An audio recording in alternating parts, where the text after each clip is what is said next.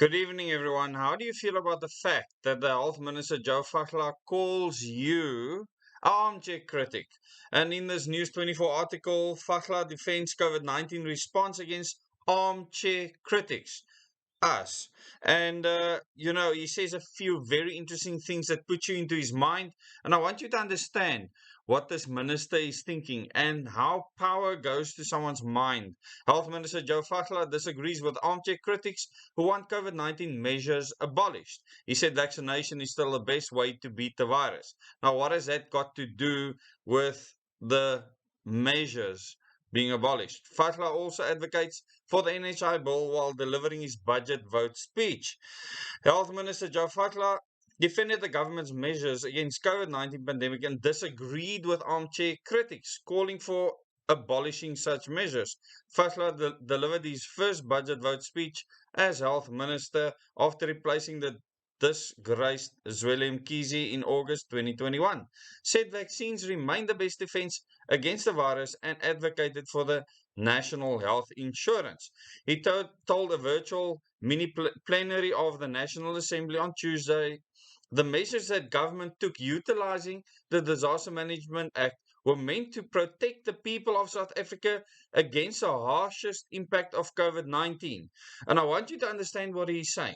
He's telling you that a constitution forces them to do this. In his mind, he's doing what the constitution is telling him to do because our constitution doesn't allow you the right to make those decisions.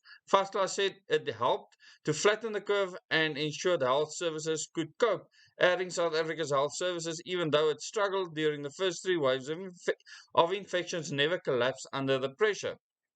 And I quote, "We thank leaders of all sectors of society for working together with government. We wish to assure all South Africans that as government, we get no joy in inconveniencing you from time to time with restrictions."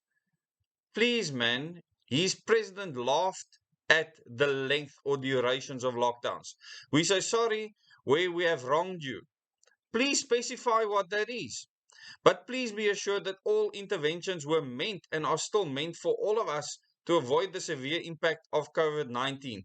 And here, he's absolutely correct. They are allowed to do whatever they want to protect your life. And I really want people to understand this because most people do not get this point. That our constitution is written for politicians to control your life. It is not the best constitution in the world. It is absolutely what will cause your enslavement in future. As long as we remain in this political system with this constitution, you will not have a semblance of freedom in your life. He said, we completely disagree with armchair critics who argue that we should just drop all public health measures and just let the virus spread at will and only worry about whether we've got enough beds in hospital and whether we've still got oxygen in ICUs.